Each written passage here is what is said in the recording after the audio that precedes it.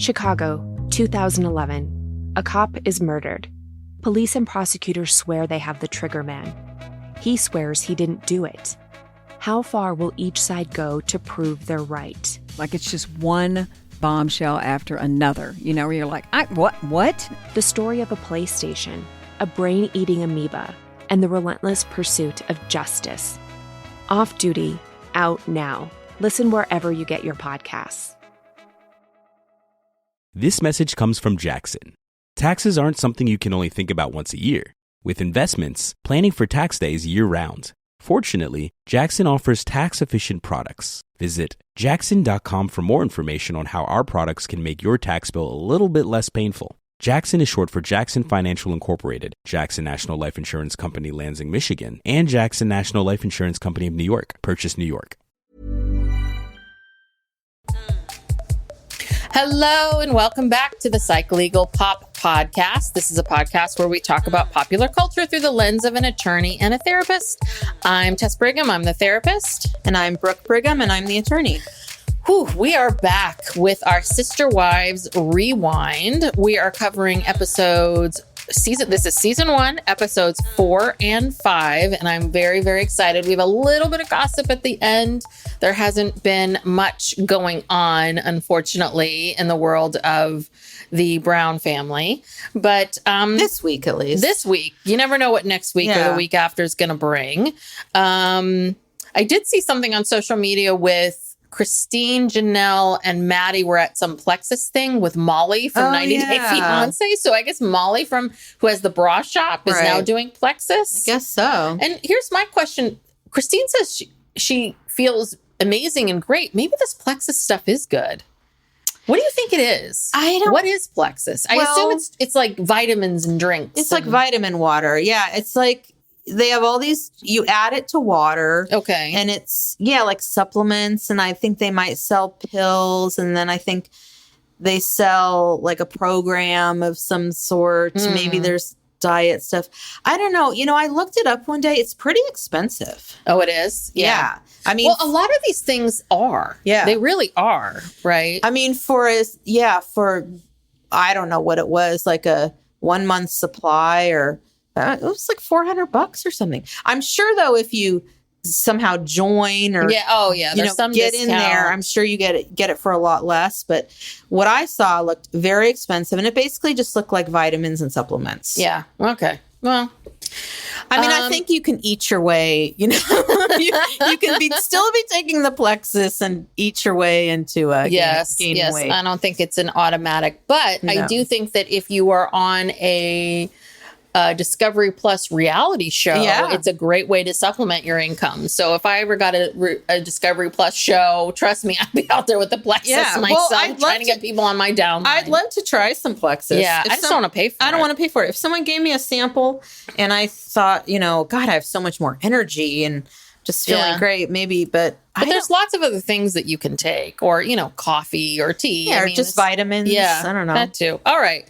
So episode 4 is a very, very, very special episode. It is. Because this is the day that truly Grace Brown is born. God bless her. She enters our world, truly Grace Brown. Love Truly. Yes, yes. And that little face of Truly, she does look just like that today. She does. It's so funny. And her little bald head. She was bald for so long. I know. Well, all of their kids, because they're blonde, right? Mm-hmm. He's blonde, strawberry blonde hair, and all of those blonde kids, right? Both of our children my kid had a full head of hair. Layla had a full head of hair. Both of our kids came out with huge heads of hair. So we don't have any bald babies here, but they do. So cute, little Truly Grace Brown. Cute. So we first see Janelle. She's surprised that Christine decided to have more children because, as we learned about a year ago, Christine had a miscarriage. And it was very serious miscarriage. And between that, and they keep talking about her age, but it's like she's 37. Mm-hmm. And I just laugh about that because, I always think of someone, well, if they're 45, maybe, I'd be worried. 37 it's older. It's older. You're considered a geriatric pregnancy, but it's not that old. But I think in their world, that's old. Yeah. So she's already 1 week late.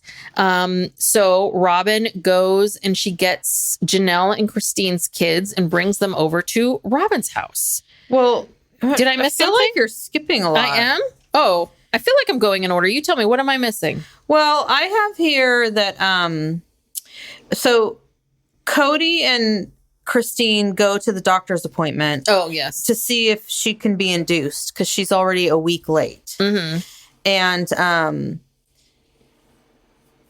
so then but then they leave after? No, she never leaves the hospital. It's a little confusing. She never leaves the hospital after that. But they show various scenes because the beginning of it, they show you like I don't know. They're a little out of order. Yeah, well, it's kind of all over the place. Like they're at home and Christina's saying Truly loves everyone. And everyone loves Truly, and she goes insane when Kody comes into the room. Oh, that's right. I missed all that. Yeah, probably. I remember that scene. Yeah. Anyway, so I guess, and Meri and Robin and Janelle are on the couch talking. And I have here that Meri looks very orange. Yes. Is this the start of her tanning? Yeah. Yeah. Because she is incredibly tan. Really, really tan. Oddly tan. Like Trump type. Yeah, Trump tan. Which is orange. It's orange. Yeah, she's orange. I just is that a particular but I find it hard to believe. Does Trump put on self-tan or do you think I don't know. I mean, I doubt he's doing it, but I mean, is he putting on like a bronzer or do you think he's actually tanning? I don't know. There've been rumors that he had a tanning bed in the White House. Okay. And so maybe he tans. I mean, it could be self-tanner. I mean, Mary's look, but it's just very orange. I don't know. I would also like to say you don't see it so much anymore, but there are some parts of the country where there are tanning beds and places to tan. So maybe this is Mary's fun little thing that she does. She goes tanning in her spare time. But the rest of her body doesn't really look. I know. Not that we can see much of it, but... Anyway, so okay. So they go to the hospital for this induction. The doctor says, oh, sure, you can be induced. And then they all go to Robin's house. Yes. And so we see all of Janelle and Christine's kids. They're brought to Robin's house. And then Robin talks about, now she does cry at this point, and I do notice there are tears. She did have tears. But she did say, because about her own broken home. And that expression really bugs me. I hate that. Because I would just like to say our parents are divorced. I don't consider myself from a broken home because my parents aren't together or, I mean, it's just we don't have a broken family. Yeah, we're not broken. It just, because... that's her shame. That's her shame talking because she's very religious. She's been raised in this way where that it is shameful. But divorce is shameful. But then...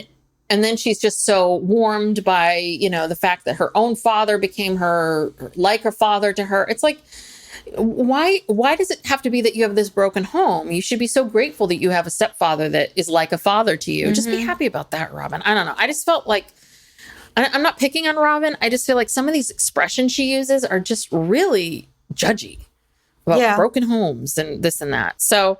Then we get into Meri talking about how 3 years ago that she was pregnant and that she had a miscarriage herself. So there's a lot of talk about that and Christine's miscarriage. And then, and then we see Kody and Christine going to the hospital. And they talk about how it's very common for polygamists to have home births, that this is Christine's sixth child, but this is the first time she's having it in a hospital. But a lot of times polygamists have home births because in their culture, they don't want too many questions. Too many questions about the father, too many questions about what's going on here, any of that. Yeah, well, and also, too, I maintain they don't want the fathers on these birth certificates because that's how they get public benefits and other things. Yes. So anyway, but they're trying to hide. Yeah, it was the root of it is hiding that you're a polygamist. Yes. So you don't get arrested. But Dr. Bean is fine with it. And he's right there, the nurse, chatting away. And the nurse says she has polygamous relatives and she's fine with it. Yeah. So they're all great with it. And so this is the scene, and it's a very, very famous, do you know what I'm talking about? This very famous scene where, so Christine things are getting later. Christine really wants to have this baby. She wants to have the baby on the 13th. It's Kody's 13th child. And so she says to Kody, go get my stuff, like go do what you need to do and come back. So we're seeing Kody on his adventures out away, trying to get stuff together. We see Christine in the hospital. Well, but first, Kody is he's in the hospital room and he's kind of off camera. And like the doctor's talking to Christine about, let's start this. Let's get this going. And then Kody gets caught. He's texting. Oh, he is? Yeah. Oh, I missed that. He was. Wait a second. So the camera pans over to him and he's texting and then he gets caught. And he looks up and he looks right at the camera and he smiles and then he puts the phone away. Oh. Yeah. And then that's when he says, I think this is where you were going with this, that he says he's going to go home to change, to get Christine's stuff and to pick up Aspen. But somehow he ends up at Robin's house. Yes. Well, no, but it's at Robin's house where we see this infamous moment. Right. So, but I didn't see that. Yeah. And they also show right after that scene, they show Robin at home with all the kids on her phone texting. So the inference is he's texting Robin. God, this show gives and gives. You have to watch carefully. I know. Well, you know what? You're watching it and then you're taking notes and then you look up again and you're back to whatever and you can miss these very vital.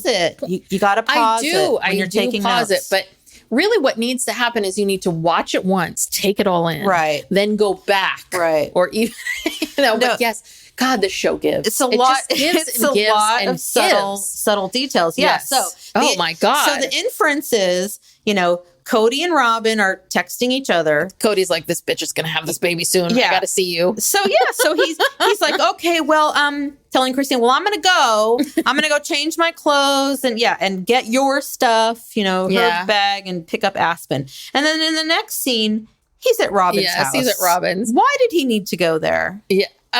Well, we don't know.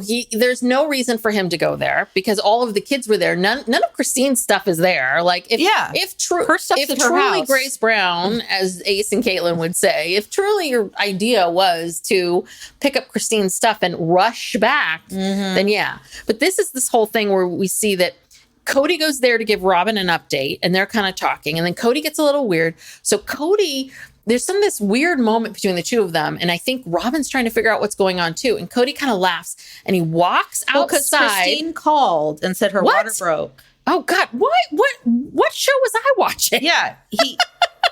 Yeah. I think I was so obsessed with getting this moment where they go outside together. This makes it worse. Okay. Yeah, okay. So Christine calls Kody to say that her water broke and she says, hurry. And then Kody hangs up the phone, and that's when he gets all weird. Like kind of giddy and weird. It's like looking around, doesn't really know what to do. And laughs, and then he walks out the door, and then Robin also grabs her, and Robin looks confused. She grabs her phone, she walks out. Kody shuts the door, but the mic is still on. They're still mic'd, and he says, he laughs, and they say, they ain't got a clue, laughing, giggling. Yeah. Door opens, catches them, and Kody then says, I have a wife in labor. I'm not going to be here kissing my girlfriend. But he is. But he did it again. He is. Well, first of all, it shows you how green he in this episode, he looks very green because he keeps looking at the camera. He forgets he's mic'd, like these basic things, right? Yeah. So they think they're getting away with something because they do. They don't realize they're still mic'd.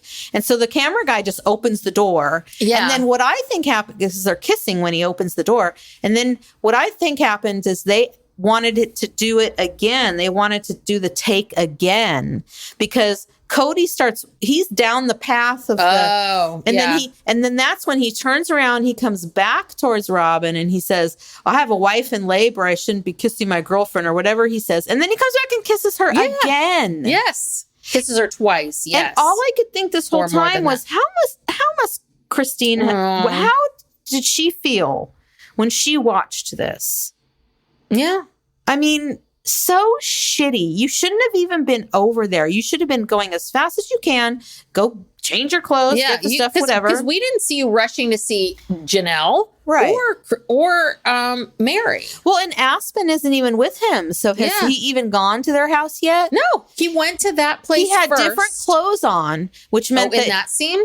Yeah, because in the hospital he had on like some dress pants and a dress shirt. Yeah, no, he looked like he had a suit on. Yeah, yeah. So he had when he's at Robbins, he changed his clothes. So does he have clothes at Robbins? I thought he wasn't supposed to be staying there. I thought they're not married. They're not supposed to be sleeping together. Okay. And so do you think do you think they slept together before the wedding? Do you think they had sex? Yeah. You do? I do. Even with Robin and all her crazy religiousness and the celestial kingdom. That's a bunch of bullshit. I mean, the way they were kissing and laughing. Yeah. No, they don't care. They're hot for each other. They're just, no. Well, even if they're not sleeping together, it's definitely not that like chaste. The chaste kind of like side hug and just like these two are deep down tonguing each other. Yes. They're like over the clothes. Things are, I mean, if they haven't had sex, they're doing everything but. So he's gross. And then to back up a little bit, this comes out later too, but Kody's so full of himself. He's in that hospital room and he thinks he's a goddamn doctor. Yes.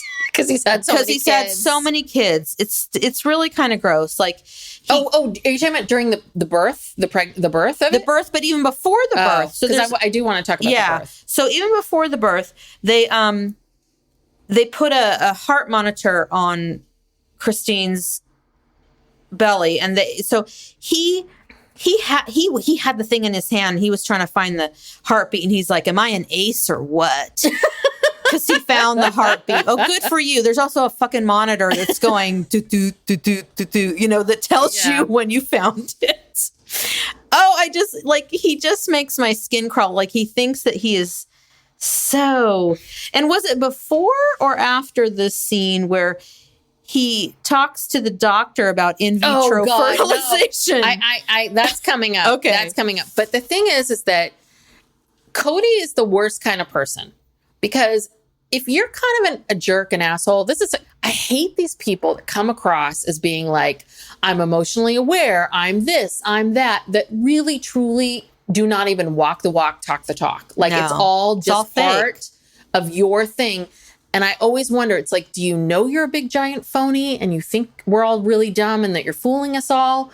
Or is it that you really do think that you are this empathetic, kind human being and you think that this is what true kindness or empathy looks like? I don't know. This is what I'm always fascinated by. Like how much awareness does Kody know of how he's coming across? But again, look, this is what makes great reality stars. I know. So anyway, we go back to that. So now Kody is back after kissing Robin. Yeah. With Aspen. Spreading her herpes around. Yes. Oh, God. Her cold sores. Okay. And then I also want to share this other part, which is Christine gets an epidural. All right. And I'm going to do a little PCA for people right now. All right. This is a public service announcement. And recently I had someone who was part of our Pug Sunday group that had a baby. Mm-hmm. And I told her this as well. And she thanked me at the last Pug Sunday for telling her this. My son was 9.5 pounds. He was a honker. I gave birth to him naturally. What you do is the minute they offer you that epidural, you take it. Well, that's not naturally. Well, out of my vajayjay. I didn't have a C-section. All right. Okay. But an epidural, usually naturally is no epidural. I meant because you had a C-section. It's a little different when it comes out of you, right? You push it out of you. So the minute, do not be a hero. The minute they offer you that epidural, take it. Take it. I got that epidural. It was great. The next day I had to push. I had to push for like an hour and 45 minutes. I'm not even joking. I felt no pain. I just felt pressure and that's it. So that epidural made it a pain-free delivery of a 9.5 pound baby. Yeah. So that right there should tell you that's enough. So that's my public service announcement to people. Like, don't be a hero. Women always feel like, oh my God, I need to do it naturally. I need to do this. It's like, you've been carrying this baby for 9 months. It's a lot. You're exhausted. You're tired. It's too much.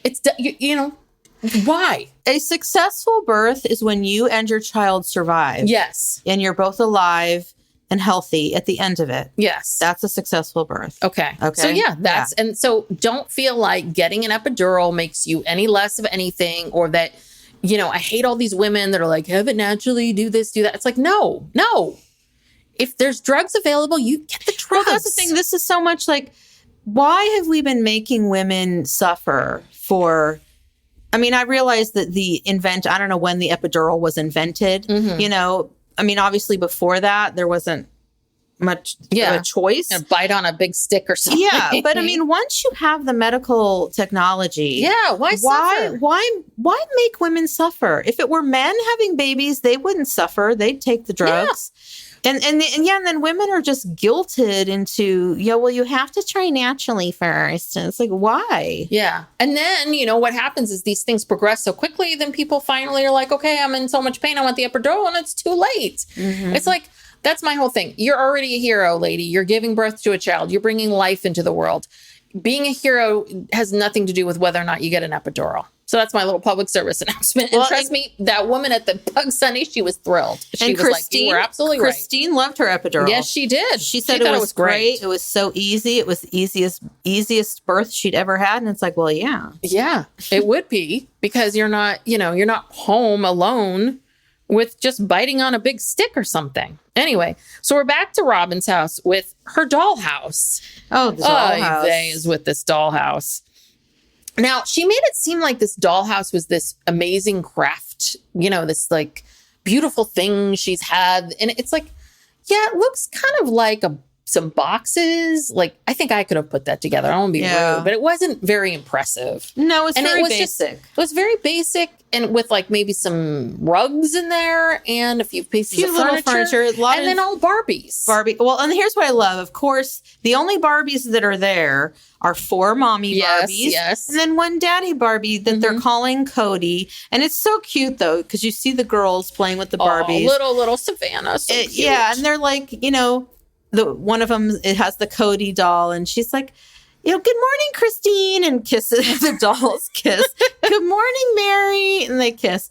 And they say which one is which. And that part is super cute. But why does Robin just have... Yes. She's got it all set up where it's like, these are the dolls. These are the roles.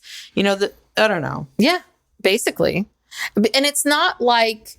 how with some doll houses, there's certain dolls that go with that house. I was thinking that she was like building this very crafted dollhouse. It's like, no, it's basically some plywood together, slapped with a little paint and a bunch of Barbies that you've crafted into sister wives, into a polygamous family here. How long has she been working on this? I don't know. And it's a polygamous dollhouse. Jeez. Okay. And then this is where they go back to the scene where... So poor Christine's sitting there. She's like, she's in the hospital bed. She's being monitored. Dr. Bean's on one side and Kody's on the other. And Kody's like, so what do you think about in vitro fertilization? Do you have a recommendation? Do you have a recommendation of a doctor? And Dr. Bean's like, well, he's like, why? She's right here. She's pregnant. And he's like, oh no, this is for my other wife. And then, this is the other thing. So then the doctor says that's a weird question for when your wife is in labor. Yes. And so, the doctor, like Christine then sort of makes some comment of like, oh, no, it's okay. And then Kody says this, which is, we know is a lie. Oh, he dismisses his behavior because he says, Christine and Meri have always had a really close relationship. Basically saying that, he says this. He says that to the doctor. And that's a lie. Which is a lie. We all know. And Christine's just sitting there like, yeah, okay. Great. Yeah, I think Dr. Bean was absolutely floored by that comment. Yeah. He never did give a recommendation. No, he didn't. I think he was just like, what are you doing? I'm not going to recommend this shit to any of my colleagues. Yeah. Or like 13 kids. Isn't that enough? Right. You're going to try to have more. And it's like, how tacky to bring this up right in front of Christine when she's in labor. I mean, my God. Yes. So tacky. And he's got cameras on him. This is who this person is with cameras following him. I know. You know what I mean? So then we see Janelle. So Janelle's home from work. I think Janelle's just like, oh God, I'm home from work. This baby. Now I got to go out and and she's with baby. Yeah. And she's like, ugh. And she does mention like, Christine really helps me with the kids. And she's just like, oh crap. She seems more concerned about the fact that she somehow had to care for her kids that night, maybe feed them something. you know, than the Christine being in labor. Yes. So she and Robin are together, all excited. Now, this whole time I'm thinking, where is Meri? We do see Meri at the hospital, but Robin's taking care of remember Meri was at work. Remember she Meri said was at work. She said I was at work and I got a call, but kind of like she didn't know because labor can take a while, but she didn't know if she should leave or not. And that was about all we heard from her. So then we see Janelle getting in her car. Did you see her car? Her driver's side window is taped up. Oh, is this the jalopy? They're jalopy, yes. But I now see what they were talking about on that show, which is basically, where I think what it looks like is that the driver's side window is broken and it must always kind of fall down. So it's taped up so that you can never open it. Oh, wow. I was like, whoa. So how does she get in? No, she can get in. Oh, you can't roll the window down. You can't roll the window down. You can't roll it up. The whole thing's taped up. And maybe they take the tape off in the summertime. I don't know. But poor Janelle. But that's what's annoying about it. It's like Janelle, who works so hard. This is the car she's driving. And Kody's got a brand new, that nice Lexus. You know what I mean? It's just a little bit like if one of your wives has a car that she can't even roll the damn window down. And you're driving a Lexus? Come on. Well, the Lexus is pretty old, but still. I think if he had a window issue, I think he'd get it fixed. Yeah, it would be fixed. Yeah. He's not driving around with duct tape on the window. So baby is coming. And then, so this is when we're starting to see the actual birth and Christine pushing. And this is where Kody was uber annoying because he kept going like, okay, breathe.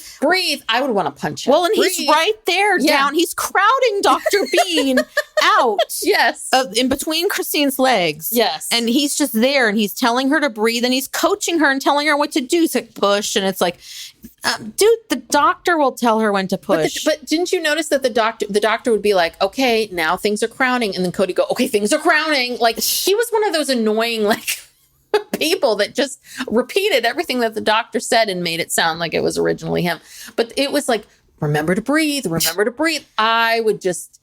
is annoying. Yeah, I'm sorry. Shut I don't care who you are. I am trying to breathe. And the other thing too is that, I was trying to keep my husband kind of farther up. I didn't want him to go down near my legs. I didn't want anyone to see that. I kept trying to move him back up, but it's so weird. Like the doctors and the nurses, they always want the husbands to be so involved or the fathers, right? So it is this strange thing where I'm amazed Christine allowed a camera crew in there because I don't know if I would. Yeah. It's very intrusive. It is. It was, but Christine is a pro. Yeah. She got through it and she said it was really easy. Yes. So then they put little Truly on her stomach, 7 pounds, 11 ounces. And so the family gets ready to go to the hospital. And so, 20 some odd people come on in and everyone's holding the baby. Aspen got to see the baby being born, though Aspen said that she kind of like saw a little bit and then kind of backed away. She was like, I didn't need to see all of this. But it was very cute. Everyone got a chance to hold Truly and Truly is born. And then they showed us this cute little ending where Truly looks like she's about 5 or 6 months at this point, right? At the very end. No. They showed this little scene of her.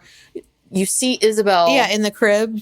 She was a couple months old. Pull up a month. Okay. She looked very little. 2-3 months. Yeah, but she was just in the thing. So, and there's Truly Grace Brown is here with us now.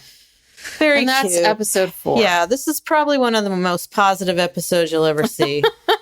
So now we're on to episode 5, which is very much about Mary and Kody's 20th wedding anniversary. Yes. And we see Meri getting Christine and Janelle to pick out a ring, a Claddagh ring. Well, yeah, they all wear Claddagh rings, all of the Kody and the 3 wives, in addition to their wedding rings. It's just sort of a family thing. So they're going to get one for Robin, even though they're not Irish. But so are none of them Irish? I guess not. I don't know. Who knows? I'm sure some of them have some Irish background, but yeah, the Claddagh ring is like an Irish. Yeah, you put it the heart. If the heart is in, that means you're with someone. If the heart is out, that means that you're looking for love. It's one way to tell if someone's single or married or whatever, or in a relationship. Besides, way before Facebook could tell people if you were in a relationship or not.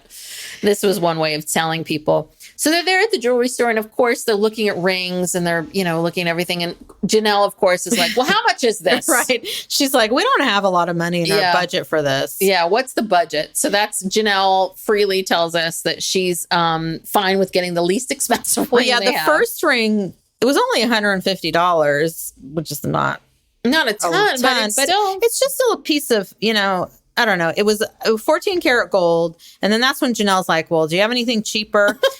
And they showed the silver ring, which everybody thought was more detailed and looked better. And I was trying to look at the price of it. I saw the price tag. I think it said it was $80. Okay. So it's quite a savings. Yeah. And $80 for a ring is nice. I mean, listen, it's not a wedding ring. So yeah, it's just a sterling silver ring. And then they all talk. They talk a little bit about, because of course the woman at the jewelry place asks them who's this ring for and why. And so they talk a little bit about, what happens when people ask about them. And they found that just simply saying we're sisters is the easiest thing to do. And then we see Robin. She's settling in. She's trying to find her place in this family. And we see her she's unpacking and looking at photos. And then we see, hands down, probably one of the most disturbing scenes of all Sister Wives history. It really is. And it bothers me to no end. Yeah, she starts quizzing the kids about the family photo. So she and Kody and the other three had some sort of photo shoot. Yeah, that chest photo. I think is weird. I thought that was weird. Maybe they did it for the show. They're not even married yet. Anyway, they did a photo shoot. So she's got these pictures of all of them from the photo shoot. And she's quizzing the kids. So she points to Meri and she says to Brianna, the youngest one, who's that? And she said, Meri. And then she points to Kody and she says, who's that? And she says, Kody. And Robin says, who? Yeah. Daddy. So, okay, mind you, she just finished saying that she'd only been there a few weeks. Yeah. They just moved there a few weeks ago. The kids, Robin's kids, have seen Kody a smattering of times over the last few months. And he's their daddy now. Yeah. And their father is still alive and well. Yeah. And so what do they call that guy? This is what I want to know. No idea. I mean, that is... So, I've said this many times. I don't think that Robin's diabolical. I don't think it's that. But there's these moments where when people do think she's diabolical, and I see these moments, I'm like, maybe I'm wrong about this. Maybe Robin's a little bit sharper than I think she is. Because why in God... I mean, that just seems so... odd. Or is it that she is it's so shameful to be part of this quote unquote broken family, and now our kids have a broken family, and so the only way to rectify that is if we pretend this guy, call him daddy, and he won't be part of a broken family. I think that Robin, out of all of them, is the most religiously fervent of all of them. Like, I think that she, more than Kody is. Yes, more than any of them. Honestly, she is so into polygamy and plural marriage, and she's so into this religion, and she's so into all these rules, and she's so into everything. She is so into it that whenever something happens that is not part of that picture, she comes up with a way to cover it up or spin it or do something. You know what I mean? She is obsessed with creating this perfect picture. Yes. It must be. Yeah. Well, and then, she shows the picture of them. So it's the four of them all staring at a chessboard, but there's no chess pieces. Yeah. With this idea that means that sometimes we all get serious about things that aren't really important or that aren't there. What? She said that? Yeah. So the idea of it is them staring at a chessboard with no pieces. It's sort of like this idea of what do you concentrate? If you look at it like, when people look at chessboards, normally they're very into it, right? Because there are pieces there. There's a game happening. But in this case, there are no pieces, which means that the symbol of that is it's about them being serious about something that in life, sometimes we're being very serious about things and we're so concentrated on them that we don't really realize that nothing's there.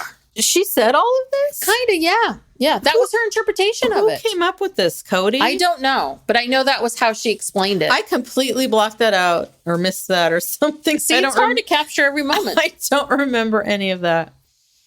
All right, so now Leon wants to talk to Kody about school. Oh, wait, can I say one more thing about that scene? Yes. I noticed, it was very brief, but McKelty was there. Yes, because this is helping why, helping her watch her kids. She can never ever be alone with all of her kids. She always needs help. She always needs somebody there. Yeah, but that's why she and McKelty are close. Right, Robin and McKelty are close because I think that during these years, I think that McKelty was one of the kids that went down there a lot with him. And I think that when Robin came, I think that McKelty did help Robin a lot. She did, but she wasn't the only one because remember Maddie was there helping her move. And the explanation that McKelty gave when she was having her baby and she wanted Robin to be there by Zoom or whatever. She said that the reason why she was close with Robin was because when she and Tony came out and said they wanted to get married, that Robin was the only one who was supportive of it. Oh, at first. And that's why she had respect for her. Oh, okay. I thought they were close because McKelty helped her. Well, that's what Robin said. Okay. I think that was Robin's explanation. But I don't know. I think McKelty was obviously forced to go to Robin's and help Robin with her kids. I don't think she did it voluntarily. Yeah, probably not. I mean, I think all the older girls were forced to do whatever they needed to do. Whatever they were told to do. I think Aspen was at home with the other kids. Yeah, she had to take care of Christine's kids. And then I think that I think Maddie was probably taking care of Janelle's kids. And I think that McKelty was there helping with these kids. Wow.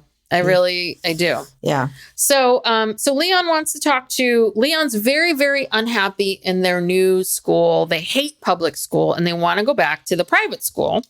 But really, as Kody explains, it's not really a private school. It's a school that is part of this polygamist church homeschool coalition for polygamous families. And it's non-accredited. And you have to actually go and get your GED afterwards because it has no meaning. Yes. And I really, really wonder what are the classes that they're teaching in those schools. All religious, probably. I mean, it's got to be all religious and it's probably basic. I bet you anything once they get basic math and basic science and basic whatever, right? They're not reading great literature and digging into the meaning and learning about foreshadowing. They can't be. They're They're probably just looking at all the Joseph Smith stuff and talking about that. So anyway, Leon wants to go back there.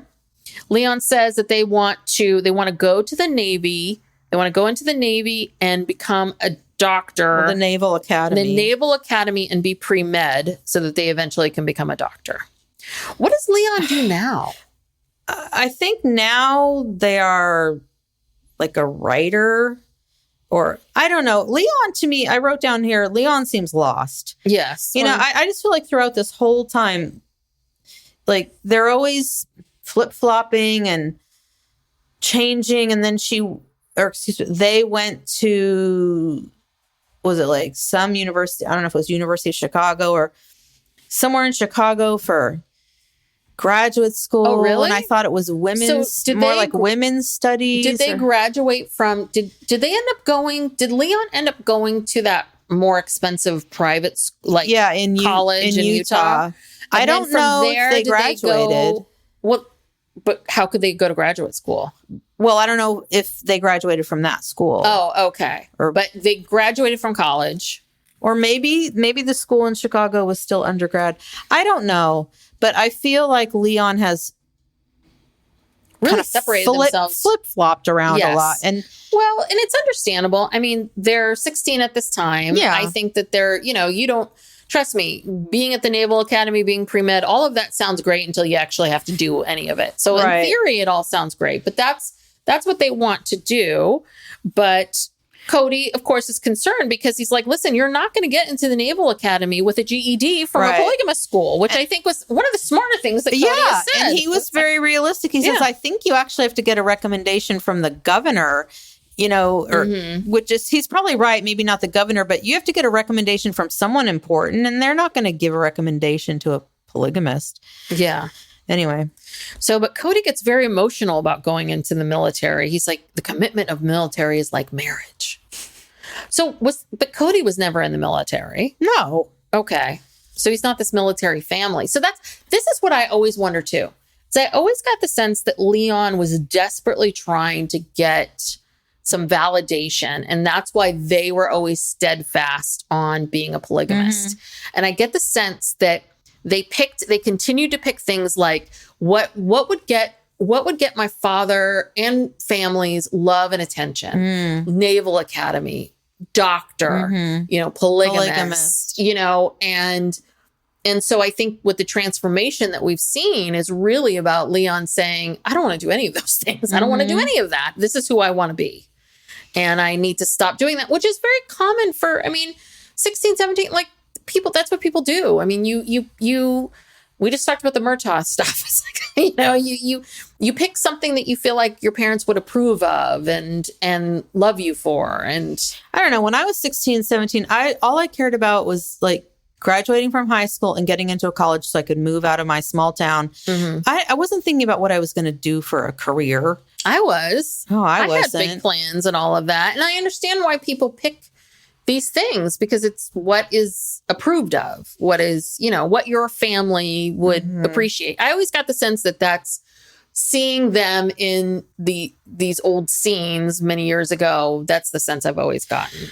Well, and Kody said something really strange at the end of this conversation where first of all, he goes to hug Leon and he says, I'm very pleased with you, which I thought was strange. How about, I'm really proud of you. Yeah, that's what I'm saying about the approval stuff. He couldn't even say that.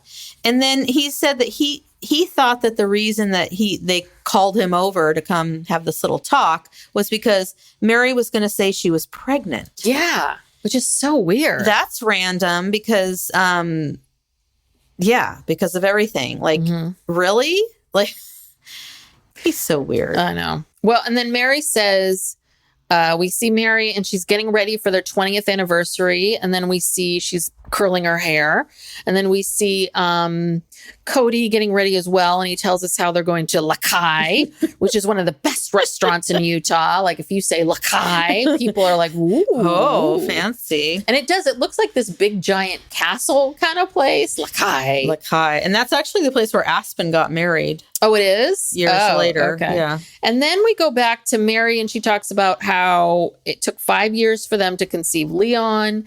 And they've tried everything to get pregnant before, that she has what they call unexplained infertility.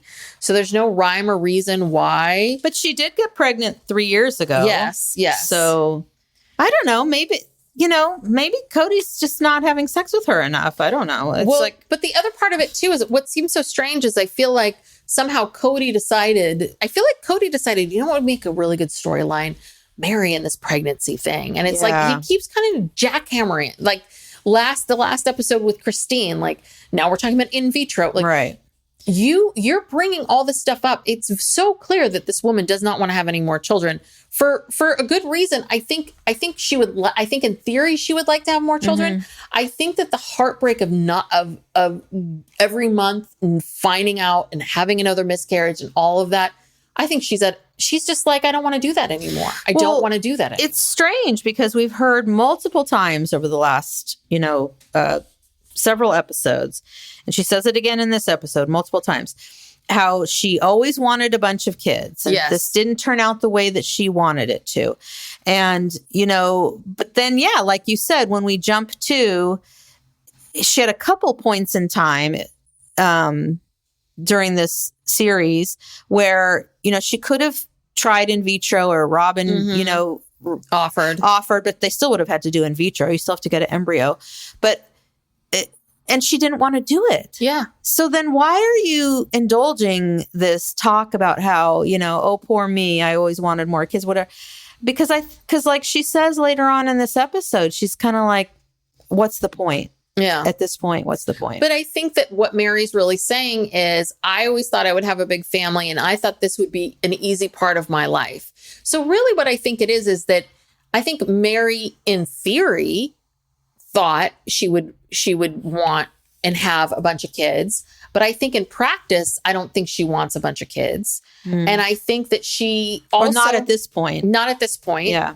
And I also think that there is if she has spent the last 20 years in this marriage, having highs and lows with the pregnancy stuff. I can understand psychologically being, even if everything was okay, just the idea of going through this process again and being disappointed. Right. I think that's really what she's saying is I don't want to be disappointed anymore. Right. I don't want that piece of it. So, well, anyway, also Kody says that he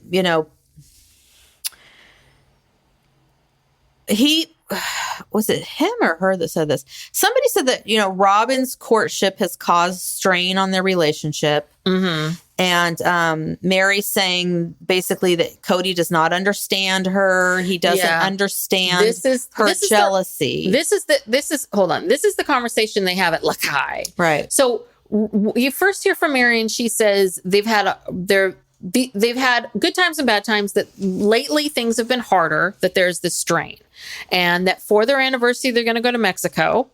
And then we see Kody, he has to do his hair. That was weird. And then we see them so they jump around a lot, actually, because first we see them at the restaurant and they're eating French onion soup and talking about a bunch of stuff. And then we're back to them at the confessional talking about the Robin story again. And that's where then they bring up how Robin has stirred up a lot of Meri's insecurities, which again makes me nuts because it's always the woman's fault, right? It's all, why can't you just go with the program? Yeah. Although I have to say, I remember thinking at some point after hearing Meri go on and on about this, it's like, Jesus, you people did sign up for this. Yes. You did know what this was about, and you've been in it for 20 years. Yes. So at a certain point, you either just get out of it and say, this is like Christine did, and say, this is too much. This is not what I want. I can't do this anymore. Or you just kind of like go with it. Yeah. And so that's what's frustrating about Meri. It's just kind of like, God, Meri, what, like... Well, though, I don't know. I think I see it, right?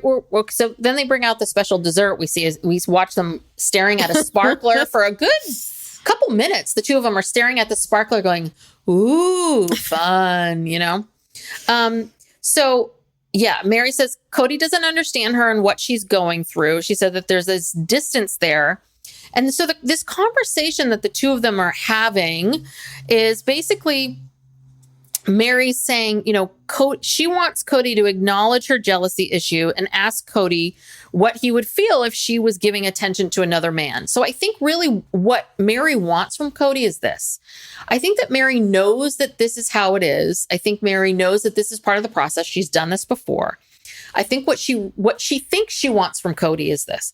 She wants him to be like, I know this is hard. Right. I know this is difficult. What can I do? How can I help you? Or just validate and empathize and, be there for her and give her more of that.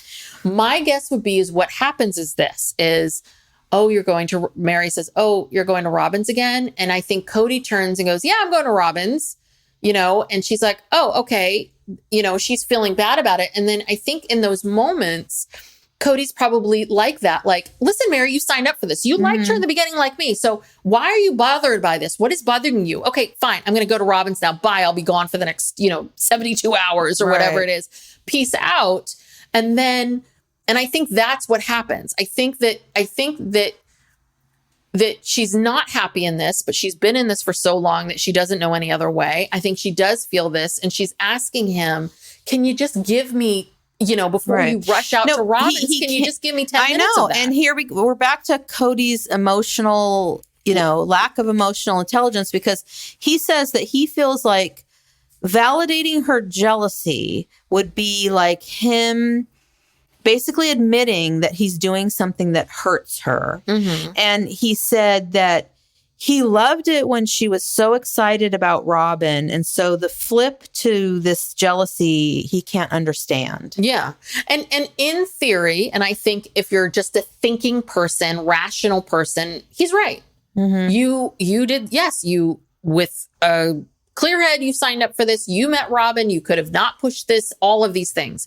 And I think that what happened was that again, we've talked about this. I think it was this, when they met Robin, I think it was something that bonded Kody and Meri. I think she felt close to him in that moment. And then when it started to go, when she started to realize like, oh, these two have this connection, they're going off together, and her insecurities hit, that I think that's a very normal human reaction. And instead of Kody being like, I know I can, validating her or trying to figure it out or solving that, I think he immediately went to that rational place of, you signed up for it, lady. So, sorry, you're out of luck. Sorry, but not sorry. Well, and again, he's afraid of what would happen if he actually said, because I know this is hard for you. Because then, he would have to admit that what he's doing is wrong, hurting somebody, hurting someone else. I shouldn't say wrong, because in their religion it's not. Yeah. But he would have to admit that he was hurting someone, which we see now today with Christine, right? He didn't want to admit that what he did, he acted like it never happened. Yes, like he didn't do anything. Yes. So then we hear this infamous line where she asks, like, how would it make you feel if I was, giving attention to another man? And he says, the vulgarity of the idea you with 2 husbands or another lover sickens me. That's carrying it a little far. Kody. And then he says, it seems wrong to God and nature. Oh, God and nature. Yes, this is direct quote. Wrong to God and nature. Right. And so again, this comes back to this religion and men and women, which is that, right, that women, that our jealousies and our feelings of feeling not getting attention, those are feelings that those aren't feelings that you should focus on and dismiss because they're not important. But a man's feelings, those same feelings for a man, well, that's wrong. And a man should not feel that. That's disgusting. So I think it's not even sort of this idea of Meri being with other men. It's more about the emotions behind it. Mm-hmm. Do you know what I mean? Mm-hmm. Like for a woman, again, this whole religion is all about oppressing women. I'm sorry, it is. That's the thing. It makes no sense. It makes no sense. What Kody is saying on one hand, then he just goes on the other hand, he's saying the opposite. It makes no sense. And so here I have some other notes that, like, it seems that Kody throws the you signed up for this in her face a lot. That's my 2 cents. Kody says that because Meri was on board in the beginning and then became jealous, he didn't understand what was happening. And Kody can't describe his love for Meri to talk about their love and how important she is to him. So this is his, like, mea culpa. He's like, I can't describe how much I love you. And, he's validating all of those feelings. I wonder if, because there's been all this talk about Meri having affairs, even before the catfish thing. I mean, these are rumors and stuff you see on the internet. But, I mean, if there's truth to that, do you think that happened before or after this 20th anniversary? But I thought there was. I mean, so obviously, nothing confirmed. Just a lot of internet gossip, but I thought that, I don't know, was it Peyton or somebody from the family? I feel like lent some credibility to that, but it could have just all been from that toxicity, right? That was just I don't know. I mean, where did things start to? Because God, they just, I don't know. Where did it go? Well, but I think that where it seems like with these families and what the connections are is it's children. You can see how much Kody enjoys having children.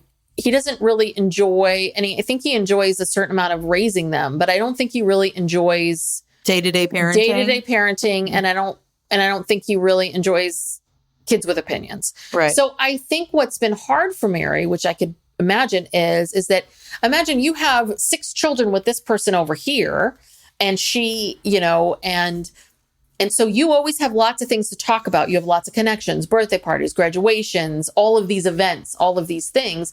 So if you only have one child, that's very different. I get the sense that wherever the children are, that's where Kody's attention goes. And so I wonder if for Meri, she's been feeling really dissatisfied for so long because she feels like I don't get as much attention. I'm not paid attention to, or I'm not thought of, or, I'm like, shoved over here or whatever it is. That's what I wonder if that had been building up. And then, she talks about, it wasn't long before this that her sister had passed away a couple years before. Right. So I think there's that part. And then there's the other part of Leon's getting older. Leon's more independent. what am I doing with my days and all of that. I don't think that she had affairs, like not to the Jackie Sam situation. Mm-hmm. But I do think that she obviously had been really, really feeling that way. And I bet you anything that first month or two where they met Robin and then there was that secrecy, like that feeling, excitement between the two of them. I bet you that was the first time she felt really good in that relationship. And then it got ripped away again. Yeah. And that would be my guess. And probably because Kody was spending more time with her because she was part of this secret Robin, part of this whole triangle. Yeah, I can imagine that even when Kody was with her, he's probably constantly being ripped away because there's some issue with some kid over here. This whole thing about their equal time and my night, that especially when they were all living together. Yeah, and you have little kids, and this person has little kids, and you have to go do this and help this person and do that. And so, that's my 2 cents. So then we see, Christine then says it's good for Kody and Meri to go to Mexico because things haven't been good. So validating that. And then we see these home videos in Mexico. And the best is, they're in the surf and they're here and they're there. And then we see this video of them where they set up a camera and they're obviously hammered. They're drinking. Yeah. They're drinking. So it's like, because they're weirdly like playing with their drinks. Yeah. The ice and the drink and all of that. So they're a little drunk. And Meri, and he brings up yet again, what do you think? 20th wedding anniversary in vitro. And she's silent for a minute. She's stirring her drink. And she's basically like, I don't see the point. And Kody then says, I am so surprised she says no. Which to me feels like, boy, you two don't really talk much, do you? Yeah, you don't know what's going on. You don't have any idea that you're shocked by that because I could have told you that.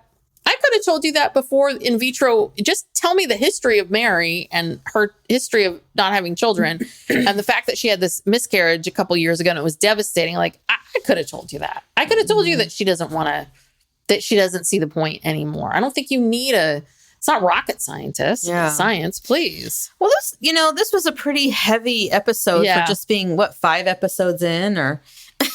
Well, yeah. And then we see them coming back and then they return home and Leon is hugging them like they have not seen their parents for 10 years. I'm like, I don't know. It's 3 or 4 days. You've been gone 3 or 4 days, people. Yeah. Why are you hugging this person so tightly? I mean, I don't know. I just, again, I was like, God, that's odd. So anyway, so what's the gossip? So that's the end of episode 5. And so next time we're going to do 6 and 7, which are the last 2 episodes of season 1, which is about the wedding. The wedding. Yeah. And then after that, we'll cover the 11-day honeymoon. Oh, yes. Maybe we'll take 11 days to talk about it. Well, yeah, there was not a lot that I could find this week. I looked at the highlights of Gwen's YouTube. Mm-hmm. She's looking at season 17, episode 11, which is, after the knife and the kidneys thing. Yes.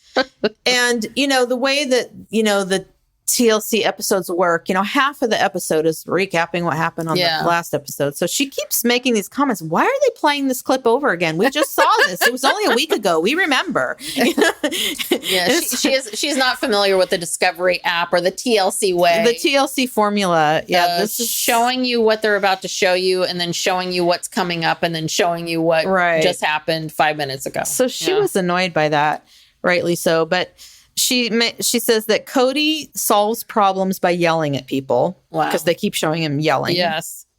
And, one of his big complaints was how wives were complaining to him about other wives. And she said, well, you're allowed to complain about people and still be close to them. Yes. It's amazing to me how, smart this young woman is and how well adjusted she is, given that, she grew up around this guy. Let's see. Oh, and then they show a clip where Janelle and Christina are talking and Janelle says, do you think you'll get remarried? And Gwen says, she's already talking to some guy right now. You guys have seen it. And then she says she still lives in Flagstaff, but she doesn't see Robin or her kids. She invited them to her engagement party, but they didn't go. Oh, interesting. Yeah. But she said maybe they didn't feel like it was a safe place for them. But, if Robin's the one who was so adamant about having a relationship, that was so important to her, then I don't know. Anyway, it wasn't that exciting of a episode. Where do we find? I mean, is it and I know that Meri came out and kind of confirmed her sexuality. Meri had to come out as heterosexual because I don't even know how that started. Well, because I think people saw her in this friend of hers, Jennifer, who showed up in this last season. Who I think is married and has a family. Yeah, I think the thing is that you see so little these days in the current show of Meri. And most of the time she seems pissed off. Like she seems very angry and mad. Yeah. And so then you finally see her with her friend Jen and she's happy and everyone's assuming like, oh, they're lesbians. Like this is the first time Meri smiled in years, And I think everyone leaps to that place. I don't. And I think obviously people, right, if we listen to, do they just call the podcast, it's Ace and Caitlin, but do they call it Sister Wives? It's called Sister Wives Shit Talk. It's the Patreon. The regular one is called Love Should Be Multiplied, Not Divided. Okay. So that they're always talking about and inferring that maybe, Meri was in love with Robin and there was something there that's really what the whole thing was. But I've never gotten a lesbian vibe from Meri. No. And the thing is, like, on the show, they show her going through a very difficult time and she's not happy. What she then puts on social media, of course, it's going to be more positive and sunny. Yeah. And she puts up all kinds of positive posts all the time. So, well, I do feel for her in the way where she's trying to sell this Lululemon stuff. And you've got so many. No, LuLaRoe. LuLaRoe. That's I'm sorry. Stone and Soul Lululemon. I'm sorry, Lululemon. She's selling LuLaRoe. And, there are just people on there haranguing her and just saying stuff to her. And I can understand if I was in her position and I'm getting people that are like, Kody hates you. Or like, what's up with this? Your kid's not talking to you. Like making mean comments while I'm just trying to show you these, leggings with tomatoes on it or whatever it is. Why does she even indulge in it? Like, I don't know why either. Does she read it? Why doesn't she just block scroll? Like, don't even give it life. Don't read it out loud. But I've seen clips of her doing her live thing and she's so angry. She's so angry. And it's like, get a friend and you do the live, you show the stuff, and then you have the friend filter out the get Jen to do that. Yeah, or hire someone, Meri. You're making enough money. Like, get someone to help you do this every time you have to do these little things. But I think that she's just I think it's just her alone in that big giant inn, and she's just getting angry. And so I think that's what people are inferring. Yeah. But whatever. Well, okay. So then I looked at so In Touch magazine. Oh, God. Which, take this with a huge grain of salt. This is, allegedly, this is from In Touch. They're talking about and they have an anonymous insider who says that Meri, Janelle, and Christine are on good terms with Kody and they're not suing him over the Coyote Pass property. But really, I think it has more to do with the fact that, the property is not worth that much. It's not paid off. There's still a big mortgage on it. There's the taxes are delinquent. And they just don't care. They're not part of that. Can I ask you a question about that? So is that what so it would make sense at this point, right? To sell the property. It's not going to happen. This is an albatross around everyone's neck. Right. It's all of this. But is the problem now that because there are taxes and all of this stuff, they can't sell it? No, they could still sell it, and then the taxes would just be deducted from the sale escrow, from the sale proceeds. Is it possible that the land is worth less? It's possible. Now, do you think it's like they can't sell because the land is worth less and they owe too much in taxes, that it would, if they did decide to sell, they would owe money? I mean, it's possible.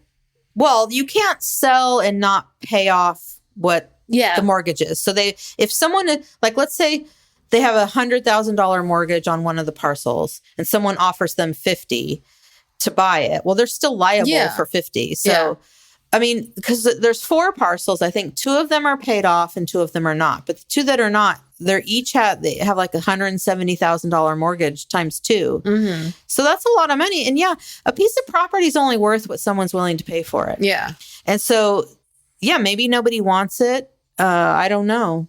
But they really should just get rid of it. Unless Kody's going to go get some other wives who have jobs and maybe like still try to make his polygamous dreams come true. Yeah. Huh. I don't know. So, yeah, I mean, the Coyote Pass is really not worth it. But the anonymous insider says that there's still other legal issues out there. Like, will Christine sue Kody for child support?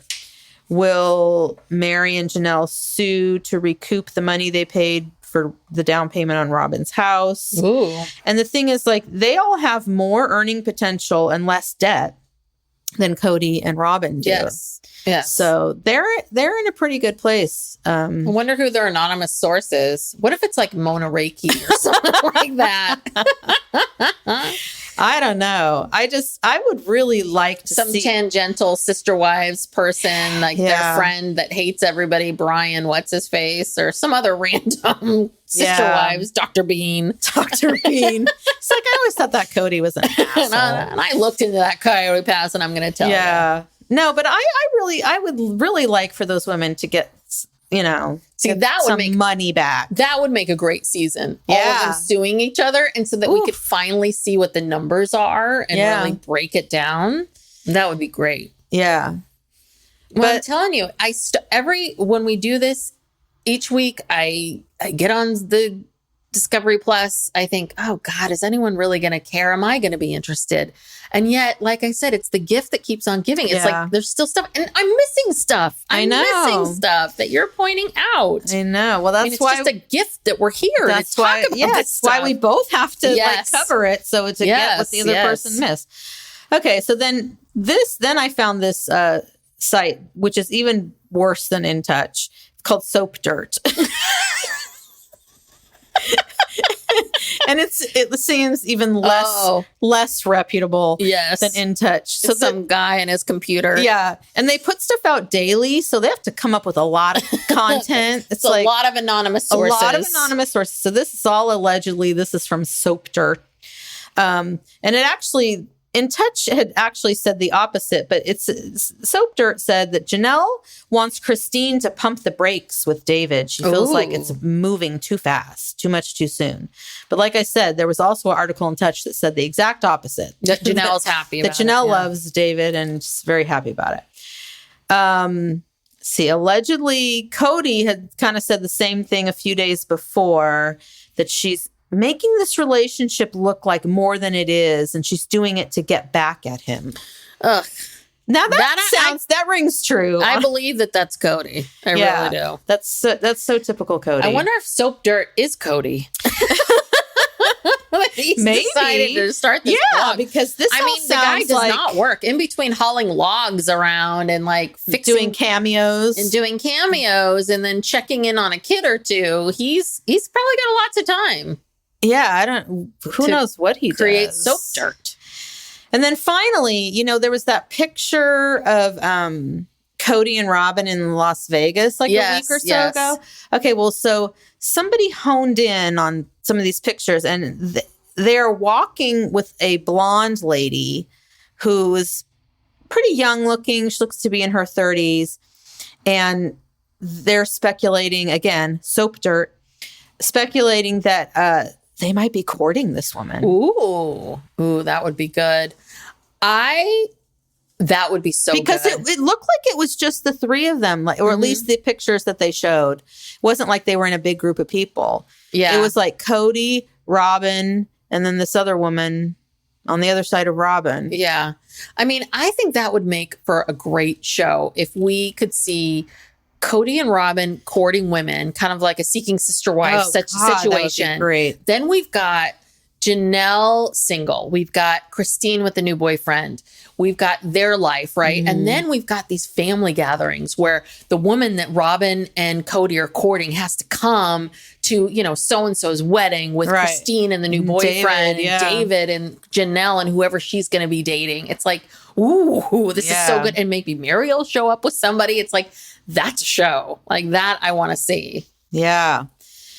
I know. I don't know what the future holds for Sister Wives and who's going to participate and who's not. But I really do think, because like I said earlier, I think Robin really truly believes that she needs to live plural marriage. I do too. And I think she wants to get Sister Wives. Yeah. No, she's got to get to that celestial kingdom. Yeah. And so she's got to get Sister Wives. And I really do think that she's going to want that. And again, this is how she sees herself in the world. Mm-hmm. So them being gone, her being in a monogamous relationship, that's what broke up her last relationship, right? I mean, I think there were a lot of other issues, but she doesn't want to be monogamous. She doesn't want to be monogamous, but she wants to be number one. So, I mean, she's in a good position now, right? She's the number one wife. She's the longest standing one with the oldest children. So now if they get a whole new crop of women, but how is Robin going to handle it if some young blonde, couple of young 30-somethings roll in and Kody's attention is now back on them? Yeah. Who knows? I saw also, like, someone had posted on the Sister Wives Shit Talk Facebook page about someone found Robin's sister on Facebook. Yeah, I saw something Her about name that. is Fawn. Oh, God. And she's a second wife to this guy in Utah. And they showed a picture of his first wife. Yes. Well, Fawn has this Facebook page where she just shows everything and shows everyone's all dressed up and perfect and everything. She's got that kind of Facebook page where everything's perfect, all these professional pictures and all this kind of stuff. And then the first wife is, I don't know how to say this, like, she's not attractive and she doesn't appear in like hardly anything. And it's kind of sad. Like, I don't know where I was going with this, but anyway. Is this the photo where the two of them were in this very problematic Halloween costumes? Or am I thinking about something else? Yes. And what were they dressed up again? What was her outfit? It was like... She was... Well, they both had offensive, racist, Middle Eastern type costumes. Mm-hmm. He had they were both dressed in like all black, and he had one of those headdresses. I don't know what it's called, but it's like the red and white. It's not checkered, but it's like a red and white pattern that you see men in Saudi Arabia like wear over their head. I don't know what it's called. And then there's a crown that goes around it. Right. It's kind of like a gold, I don't know, gold rope type looking thing. I have no idea what the names of it, but you see it like with the Saudi Arabian princes and that type of thing. And then the Fawn had on, she was dressed in all black and had this kind of hijab looking thing over her. But it was more like a thing where, where the head is completely covered except for the eyes. Mm-hmm. It was very offensive. It was. And also what's so offensive about it, I don't know if you've ever, there was at my son's school, there was a woman who was in the hijab. Like, we only saw her eyes. Yeah, that's more than hijab. That's called something else, where you're basically head to toe black, and all that's sticking out is your eyes. It's all, a hole for that's your all eyes. you would see. You don't see your face at all. Yeah. And the other part of it too is this woman, her whole body was covered like down to her feet, everything. And what Fawn was wearing was like leggings, talk about Lululemon, leggings and flip-flops. Right. It was just really like the whole thing was just like, what are you thinking? Yeah. And their daughter, who they posed with, was dressed in a Disney costume of Princess... is it Jasmine? Jasmine from Aladdin. So it was even worse. It's like, well, this is your take on your Middle Eastern... Your daughter's Jasmine, and this is your Middle Eastern costume. It was horrible. Yeah. But anyway, the point is, this Robin is into this polygamy stuff. She is. Her family is into it. And I'm sure when she married Kody and she's on this show, she's like this high profile. She's not just going to let this just fade away. No. And if you believe that this is what you need to do to get into the celestial kingdom and this is why you're on this earth, then yeah, you're going to do whatever you need to do. So anyway, oh boy, this is long too. Can't wait. Like an hour plus. All right, let's wrap it up. So thank you so much for tuning in if you're here and a diehard fan. So please subscribe if you don't already subscribe to the podcast, please hit the subscribe button. We really do appreciate it. And if you like this podcast and enjoyed us and enjoyed what we had to say, please give us a 5-star review. It always helps us out, and write a few kind words. We really do appreciate those of you that have given us 5-star reviews and have commented. We really, we do. We just appreciate it. Yeah. And I think that's it. We'll see you guys next time. All right. Bye. Bye.